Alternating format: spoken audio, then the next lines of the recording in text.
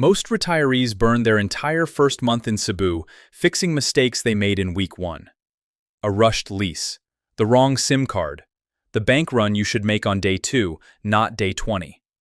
It doesn't have to go that way.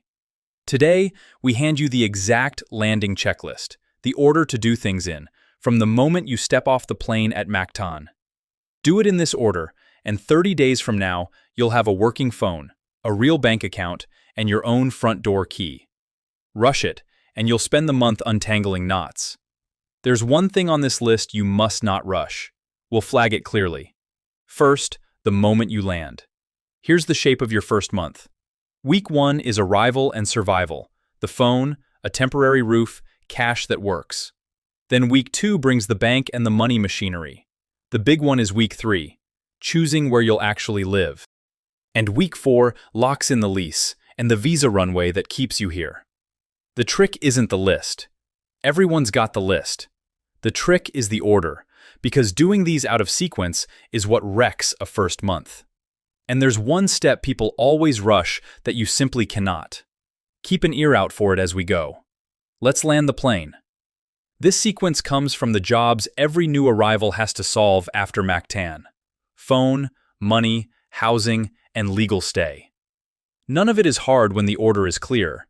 It only feels overwhelming when you try to do everything at once, on no sleep, in a new country. So take a breath. We'll go one step at a time. Nothing on this list needs perfect Tagalog or secret local knowledge. It needs a plan and a little patience. Other newcomers have walked the same path and come out settled. You can too. The order is your map. Start the moment you clear immigration. First stop, a SIM card, right there at the airport. A local number and a data plan cost just a few hundred pesos, and suddenly you have maps, messages, and a way to book a ride. That one card turns a strange city into a navigable one. Next, a temporary roof, and this is important. Use a short-term apartment or hotel for your first couple of weeks. Do not sign anything long yet. You want a comfortable base you can leave, not a lease you regret. Grab some pesos from an airport ATM, drink bottled water, and sleep. Week 1 is about landing soft, not moving in. 2 quick warnings for these first days.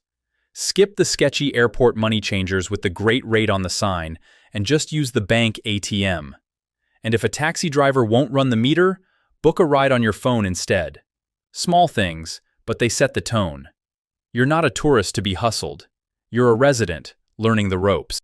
Once the fog lifts, week 2 is the money machinery. Open a local bank account at a branch in the city. Bring your passport, your entry stamp, and the address of your temporary place. If your income is Social Security or a pension, this is when you point it at the new account. Set up your phone banking so you can pay for things without carrying a wad of cash. Sort your drinking water. A 5-gallon jug delivered runs pennies. Get your bearings on the neighborhood you're staying in. You're not committing to it. You're just learning how a Cebu week actually feels, from the inside. This is also the week to get a feel for the money. Watch what a market run really costs. Notice how far a single 100-peso note goes at a carinderia. That real-world math, felt in your own hands, beats any budget spreadsheet. Now week 3, and the biggest decision of the whole month. Where do you actually want to live? This is the step nobody should rush, and almost everybody does. Cebu isn't one place.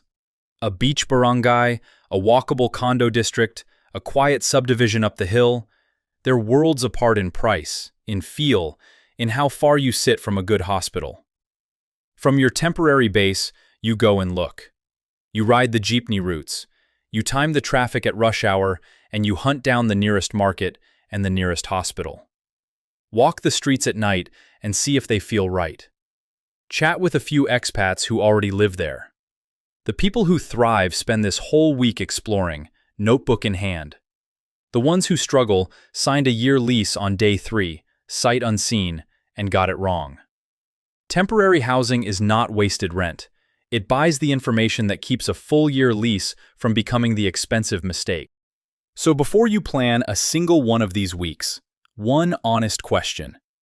Does the whole move actually work on your number? Not the dream budget, the real one, with rent and health and a little room to breathe. Reduce that question to your own Cebu numbers. Take the free quiz and get your Cebu Fit score right away. Enter your email for your best fit Cebu area, realistic budget, likely visa path, and first steps. Then get 7 short practical letters over 3 weeks. It's all free, and you can unsubscribe anytime. The link is below. Week 4, and now you sign, but with your eyes open. The security deposit may equal 2 months, with another month paid in advance. That puts as much as 3 months of rent at key day. Question any request for a 4th month. Also test water pressure, internet, and night noise. Fiber runs around 1,500 pesos monthly, about $25. Furnish slowly and buy local. Photograph every scuff and crack when the keys arrive, then live in the space before filling every room. The last piece of the month is your visa runway, and it's friendlier than people fear. As an American, you walk in visa-free and can keep extending your stay. That runway stretches up to about 36 months without ever leaving the country. Around your 59th day, you register for a resident ID card. That first extension runs about 3,000 pesos, around $50. Fees do get revised, so confirm the current number at the immigration office before you go. This buys you something priceless. Time to decide if Cebu is forever before you ever commit to a retirement visa. There's no big deposit locked away on day 1, and no clock forcing your hand. You get to be sure first. Most people spend a year on the tourist runway, fall in love with the place, and only then lock in the long-term visa. That's the calm way to do it. So picture day 30, done right. Your phone works, and your maps know the city. Your bank account is live, and your income lands in it. You know 3 neighborhoods well, and you chose the one that fits. The lease is signed on a place you actually like, with the deposit you planned for. Your visa runway stretches out ahead, unhurried. That's a soft landing, and it's completely repeatable. Compare it to the rushed version. A bad lease, a wrong area, a month of pure stress, and savings quietly bled on fixing it all. It's 1 city and 1 month either way. But the person who followed the order landed soft, calm, and settled.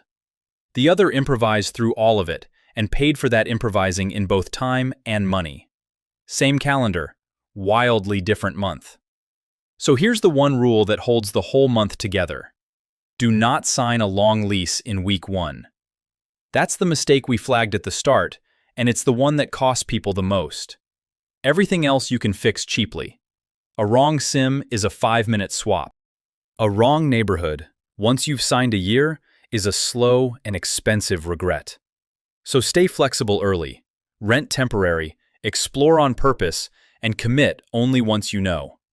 Get that single thing right, and Cebu welcomes you with open arms.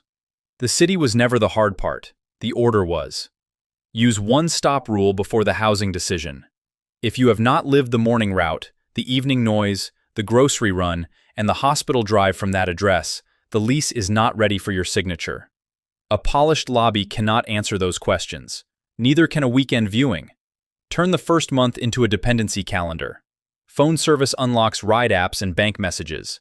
A temporary base gives the neighborhood time to reveal itself. Only then is the lease ready. Keep each commitment reversible until the previous dependency works on an ordinary weekday, not just on arrival day.